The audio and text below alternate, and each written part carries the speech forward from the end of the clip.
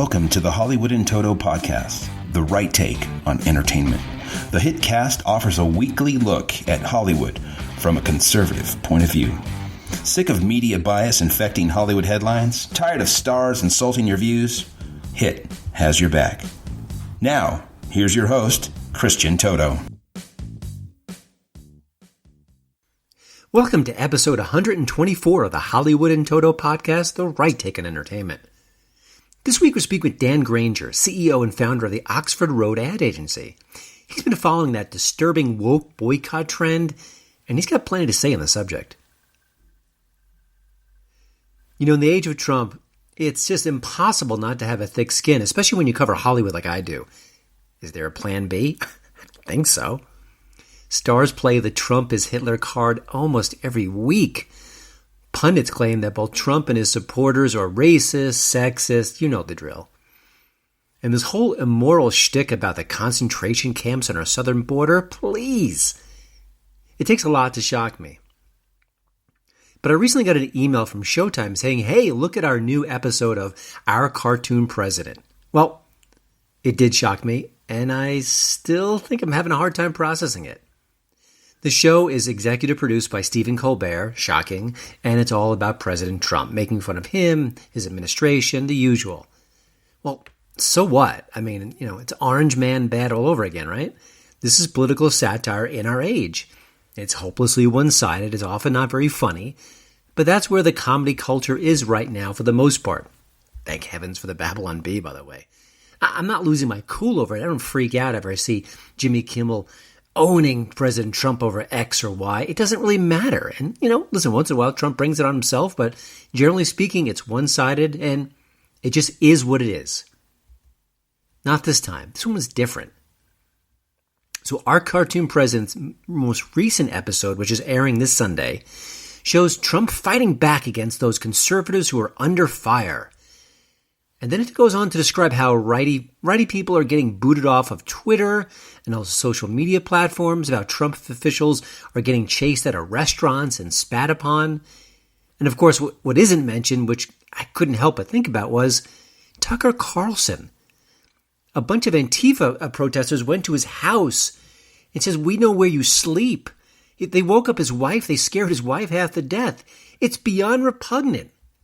Or, as Showtime sees it, hilarious. Now, the episode in question has Trump gathering his team to fight back against these attacks. He's going to rally some new legislation to kind of even the playing field so conservatives can actually, be American and have their freedom and not get attacked. Of course, in this realm, they're called whiny for being attacked in the first place. And that whole discrimination thing, well, that's Trump's fault. You can't expect them to be treated normally, right? And of course, in this 5+ minute snippet of the show, you have a whole bunch of GOT types who are just shown as racist, including Ben Shapiro. Are you laughing yet? I mean, this is really, really ugly. And I have to say, it's not just a particular show. It's Showtime, guys. It's a network which I'm assuming wants Republicans and Democrats to subscribe and be a part of its service. Only it's pretty much A-OK with conservatives being banned and mocked and attacked and spit upon. And if you complain about it, well, you're just a bunch of wimps. I feel like I'm getting to be a broken record on this, but I cover Hollywood. This is my gig. And it's getting really hard when key industry players aren't just ignoring the attacks on conservative Americans. They're either cheering them on or laughing about it. I'm just amazed.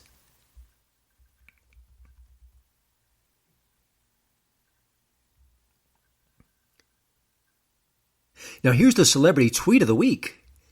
This week's winner should be Joss Whedon, but I have to say I read his latest anti-Trump tweet, and it made me feel a little bad for him. I think he needs counseling. I mean, maybe he and Bette Midler should get together and just have joint counseling. Maybe you can save a little money that way, work out some issues, just kind of get better because you need to get better because you're broken, okay?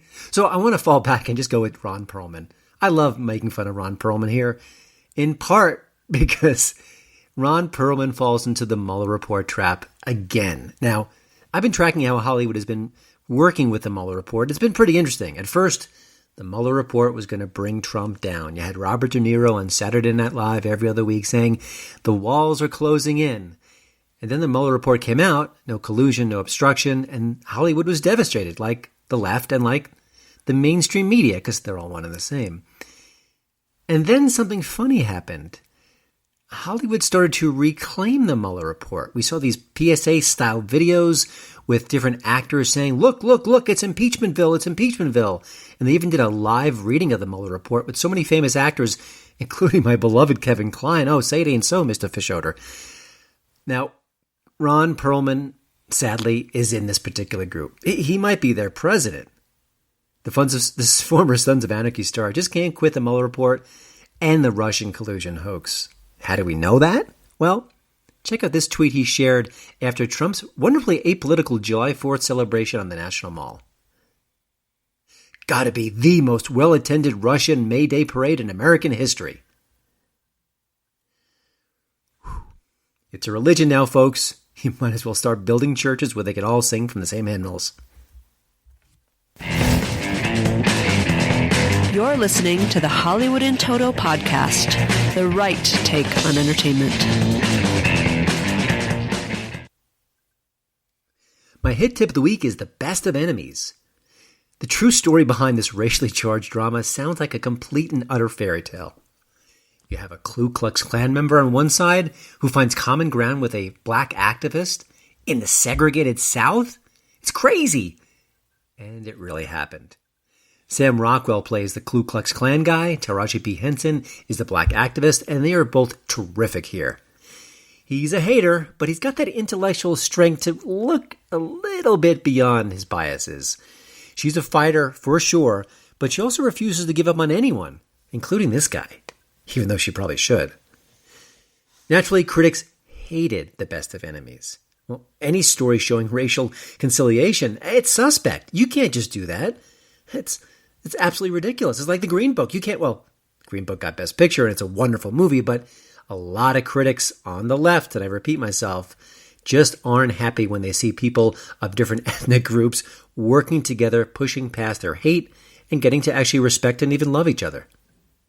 Now, this is an Oscar bait time here. The Best of Enemies is a good movie, not a great one, but well crafted, it's interesting, and if you haven't heard this story, and I hadn't until this movie came along, you really need to watch it. It's just amazing what we're all capable of, how we can all kind of tune in to our better selves and tune out all the other stuff, all the noise in our culture, and do the right thing.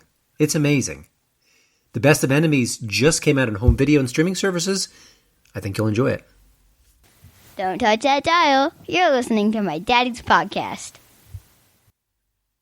Dan Granger isn't a singer, actor, or director. He doesn't have a YouTube channel with millions of subscribers. So, at first blush, the CEO of Oxford Road Advertising Agency seems like an odd fit for the HitCast, right? Look again. Dan has been really closely following not just the media landscape in general with his ad agency, but also our rush to boycott, well, everything we can possibly boycott. He's got some very sharp views on the subject, as well as a hopeful take on why this boycott trend may eventually lose steam. It hasn't happened yet, no doubt, but he's got some hope and he's going to explain why. Now, more importantly, why does this all matter? What does it say about our culture? Should we really care that a Fox News personality is getting pounded by certain people and being chased off the air potentially? Well, yeah, sure it does. And Dan's here to help flesh things out, explain why, and also give more context to the situation, and even connect it to another point in history where we didn't exactly behave our best selves, that's for sure. Here's my chat with Dan Granger. Well, Dan, thanks for joining the show. Now, before we get into this whole boycott culture movement we've been seeing in recent years, I wanted to start real quickly about the Hollywood Blacklist era, because it fascinates me. We've seen films about it, documentaries. When you look back at that era, what's your significant takeaway from that particular chapter in our history? And do you see anything going on now that connects to it or has influences around it? I want to kind of connect the two, or maybe you will say that they're so different that they shouldn't be connected. I don't want to put too many words in your mouth. Thanks for having me. And I think that that's a really good point in history to look at what happens when you start assigning affiliations and disassociating with people or refusing to do business with people based on a set of beliefs and how that can go awry. I think that there's a lot that what's going on in the marketplace today has in common with that, and a lot that's very different. So let's start with what's different, because I don't want to be too alarmist about this. This is not something that I believe is state-sponsored in any way. This is not something where people are being called before grand juries and asked to testify about their beliefs and associations.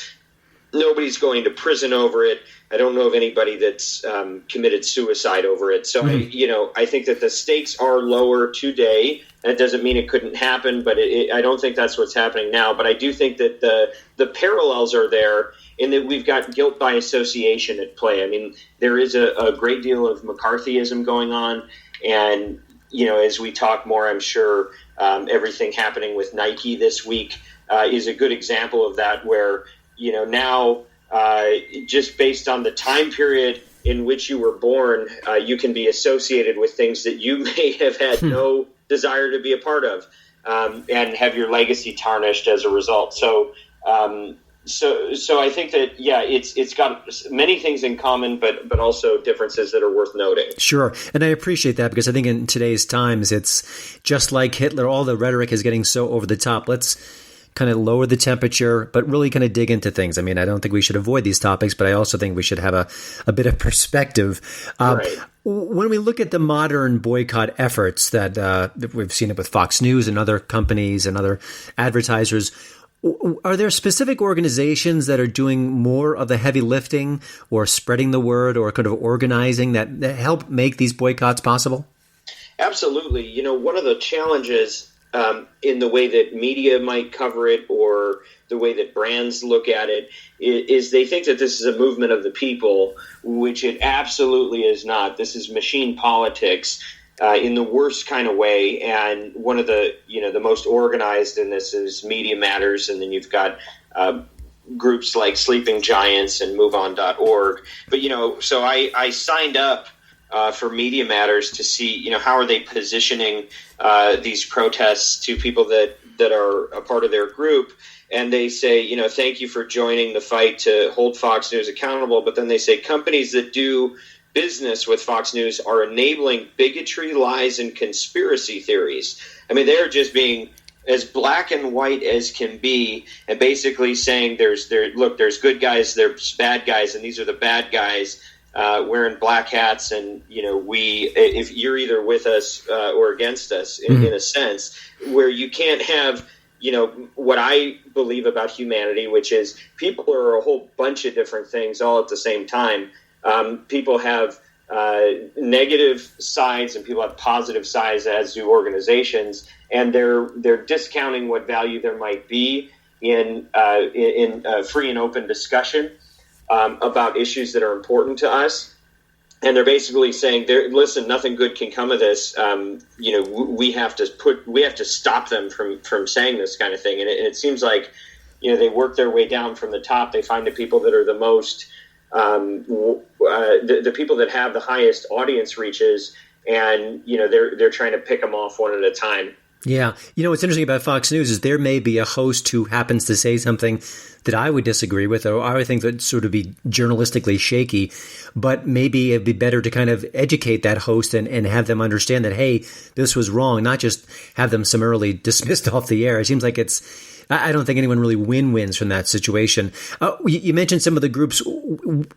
Where is their power? Because I often think, and I think a lot of my friends on Twitter do this, where they go, Twitter isn't real life, and a lot of the sort of the themes and memes we're seeing aren't reflected across the culture. And yet I think a lot of times a company may see sort of that social media energy and act fast and, go into the boycott mode, but it's not real life. So how do these organizations, mimic real life, or how do they get the clout to make the change? Yeah. So part of it is approaching programming that they've already targeted and monitoring it very closely. I mean, they are listening and watching everybody that they have identified and put on their own sort of blacklist. And they basically monitor for any time that they say anything that they can go, oh, look, see, they did it. Mm-hmm. And then, it's like a tattletale standing in the corner just watching, waiting for somebody to screw up or even do anything that gives the appearance of screwing up. And then they go, hey, everybody, did you see what they did? They're this, they're that, they're the other thing. There's absolutely no there's no visible intent of trying to consider maybe there's another side to this. Mm-hmm. Maybe they might, maybe they may not have meant it the way that you're saying that they meant it. Maybe they misspoke, or maybe it's possible that they believe something different than you, but they're actually not hateful about it. And so I think that what they do is there are a lot of the times professionals that are doing the monitoring and professionals that are organizing the initial wave of reactions, and then they're reaching out to real people who are affiliated with the organizations and saying, okay, this is who we're setting our sights on to target right now. Mm-hmm. Let's take them out. So I used to work in local radio. And I was an account executive at what is now iHeart, what at the time was Clear Channel, when the Sandra Fluke issue broke with Rush Limbaugh. And, you couldn't touch him with a 10-foot pole as a brand because you would be under assault. But what was interesting is we started evaluating the letters that were coming into advertisers and the things that looked like a boycott or a protest. And we found out that, a lot of these people are writing from other parts of the country where they don't even get the signal for the radio station. So how is somebody, in Sarasota, Florida, going to care about a radio signal in Los Angeles and say, I can't believe this local advertiser would, support this. Well, how did they know about that in the first place? And a lot of the Twitter handles were manufactured and they weren't even necessarily real people. So, if this were really a movement of the people, I think that brands should probably give them more weight than they do. But I think right now it's the other way where they're getting a disproportionate amount of appearance, the appearance of influence, when in fact it really is, it's very much hyped up in terms of the actual outrage. And if you give it a news cycle, these things generally go away. Yeah, interesting point. And I'm glad you had that perspective. One of the companies that I heard had pulled some advertising off of Fox News, I think it was Bayer Aspirin. And then I believe that they later just resume their ad buys on the network. Sure. Does that happen more often than we think? Because I think the initial pull is what gets the headlines, and maybe the "oops, we're back" maybe doesn't get a lot of attention. Right. Now, I think it's the fact that somebody started reporting on the fact that these companies a lot of times do return is starting to highlight something that's been going on behind the scenes for a long time. Mm-hmm. And ultimately, I'm in the performance business now. My agency, we track the results of every campaign and every line item of spend on any media platform. And, the challenge that you have as a brand is that not only do you know that reaching conservative opinion-driven content, reaching people there is really important to make sure that you're hitting large pockets of the country.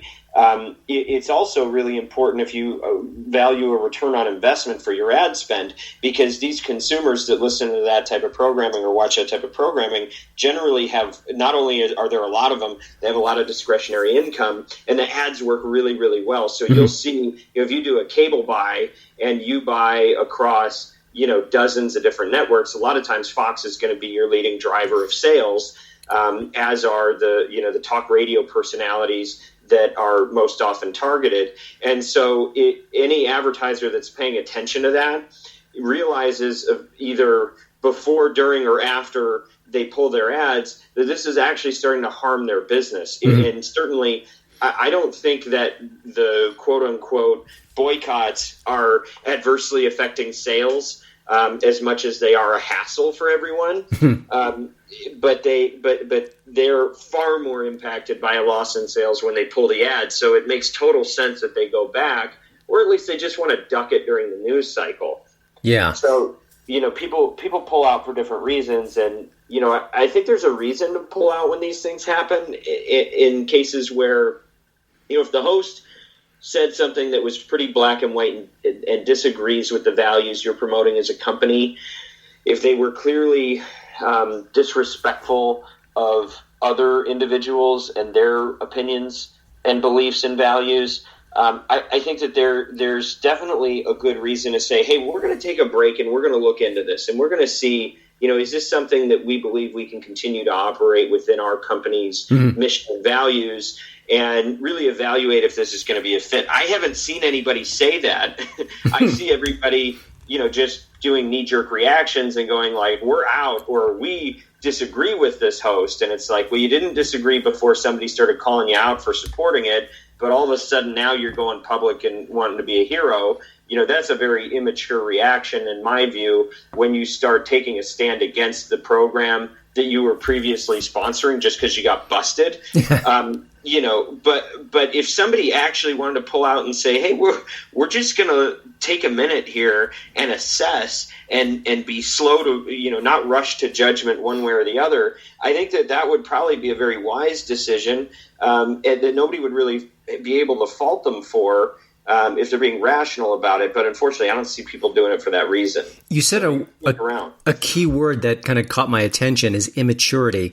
And I almost think that when it comes to the American people and social media, we're new to it. We haven't been steeped in it for decades. And I think a lot of it is sort of a getting to know you situation. Do you think that maybe what we're witnessing today with these sort of knee-jerk boycotting efforts, maybe they'll slow just as we realize that this is the cycle, that, it's sort of a let's stand down, let's reassess, let's take a deep breath, which should be the reaction to most things in life. Do you think that we'll be getting more savvy as time marches on, and we're more used to how this system operates?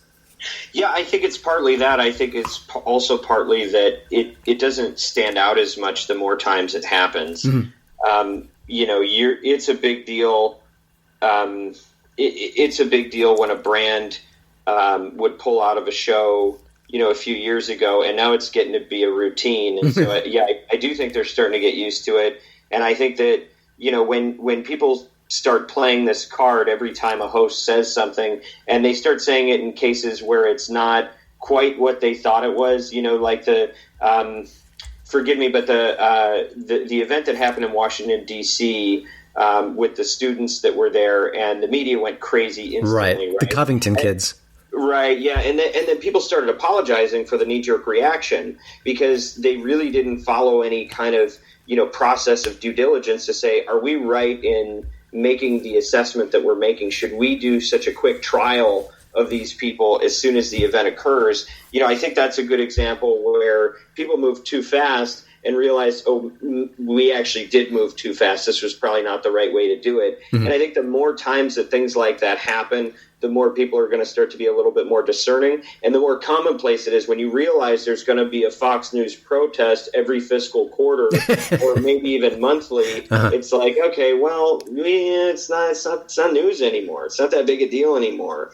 And so I think, there may be a backfiring of organizations that are using this tactic where every time they do it, it loses a little bit of its power. Mm-hmm. And so I think people are going to react to that. But, in the sense of immaturity, I've been a firsthand witness to these things happening with different brands, whether it's a radio show or a podcast or a TV show. And a lot of times what goes on is the people that react the quickest, a lot of times you have 20-somethings, especially with the consumer, direct-to-consumer brands, tech companies, people that were nothing 2 years ago and now they're worth $1 billion or hundreds of millions of dollars. And the same people that are making these decisions might have graduated from college 2 years ago. Mm-hmm. And now all of a sudden they're trying to deal with a national, political scandal or the perception thereof.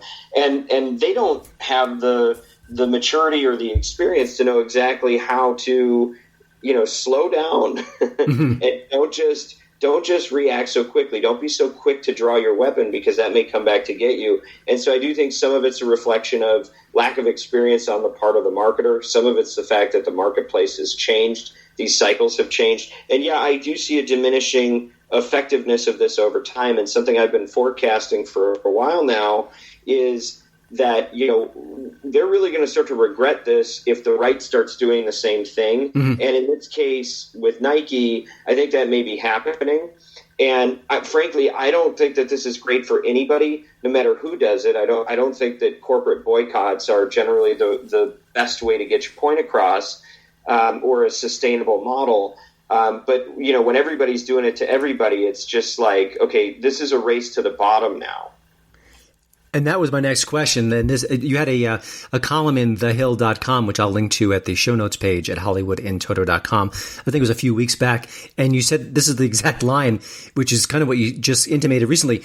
What will we do when conservative activists apply like-minded pressure toward liberal talent every time they say something controversial? Now, you mentioned the Nike case, and Laura Ingraham has kind of jumped on there. Why hasn't it happened yet? Is it just sort of a different mindset between the two ideological camps?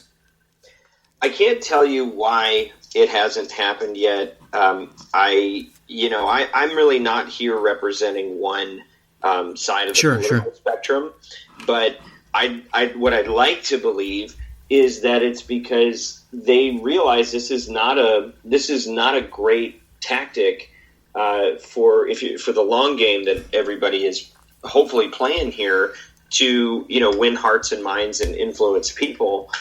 This is a way to alienate people. This is a way to make it us versus them, no matter which side you're on. And if that's the what's being deployed, then you end up really branding yourself as this with us or against us thing, and it's just bad for business. That's how far can you scale a business if you only appeal? If I can only sell my my pillow or my toothbrush to half of the country, or the third of the country that's like decidedly of one position, that's not necessarily a good market strategy. So why would you do it? And you don't want to invite more crossfire. Yeah. I guess I don't know whether he actually said it or sort of it's ricocheted around the globe, but there's an old saying that Michael Jordan said that Republicans buy sneakers too. And again, even if it's not technically accurate, I get the message behind that. It does seem restrictive. I want to switch gears a little bit. You're the CEO and founder of an ad agency, Oxford Road.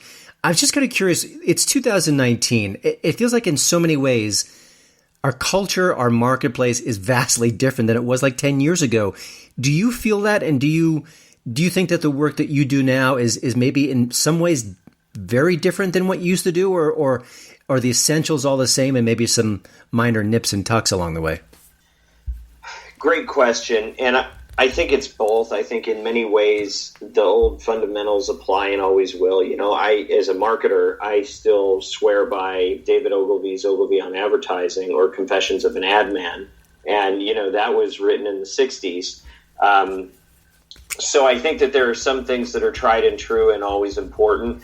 At the same time, you've got technology that is ever increasing at its rate of change. And so, when I launched 6 years ago, it was a different world. Culturally, you had Obama in office. This was before the Me Too movement. And things had been changing from, the years prior to that. It's always changing, but I think it's changed even more so. And the changes in technology are really making an impact now as we start to see different channels evolve. I think, for example, podcasts, the thing that's bringing us together right now, it was so nascent. And we launched the business because this was a real growth sector, and it was undiscovered territory and a new opportunity for advertisers. That they were able to find great efficiencies by using the channel. Today, the word is out, and it's like, it's still a great channel for advertisers. It's still a great opportunity for marketers. But think about what's going to happen with as the Internet of Voice emerges, and when we start moving into a post-smartphone era, and all of your speakers are smart, and you can start to do things with your mouth and with your ears that were previously only possible with your eyes and fingers, the world is changing over once again.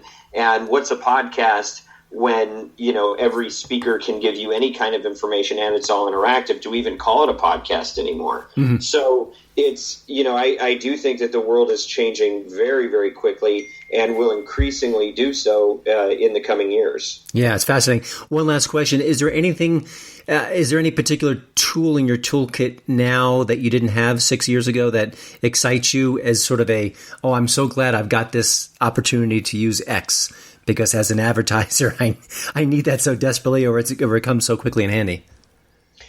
Well, for us, we have a product offering that we use for our campaigns called Audiolytics. And this is, we basically identified what are the key drivers that influence human behavior. And we figured out how to make it so that we can evaluate an advertisement or any communication piece, really, that's intended to influence human behavior. And we've identified 9 key components and 71 subcomponents that are all weighted that we can actually use to score a piece of communication and figure out how to optimize it. And we're seeing very powerful things in the marketplace when we apply that. But, of course, there are always media tactics that are evolving, and there's new opportunities every day. But I would say, the advancements we've made with Audiolytics in our ability to help brands grow has been really a powerful one that I'm glad that we've kept working on. Gotcha. It's a fascinating age. I have to say, I almost like to just step back and look at how things are evolving. And I talk to my son sometimes, who's 10, and I say, you're going to see a technological world in 10 to 20 years that makes everything today look kind of analog, but it's just amazing. But right. Dan, thank you so much for joining the HiTcast. You can find out more about Dan and his ad agency, Oxford Road, by visiting oxfordroad.com. Also, while you're there, you can sign up for their weekly newsletter to find out all the things that are happening in advertising, kind of keep up to speed. And it's just, I think in many ways, advertising is kind of expanding, and I think a lot of our lives are touching on it in ways that maybe weren't possible a few years ago. So definitely keep in the know with that newsletter. Thanks again, Dan, and maybe we'll check in with you down the road. Thank you, Christian. Well, thanks again for listening. Don't forget to check out HollywoodandToto.com for both the show notes and, of course, the latest entertainment news. Please follow me at Twitter at HollywoodandToto. And we'd love it if you leave a podcast review over at iTunes. See you next week.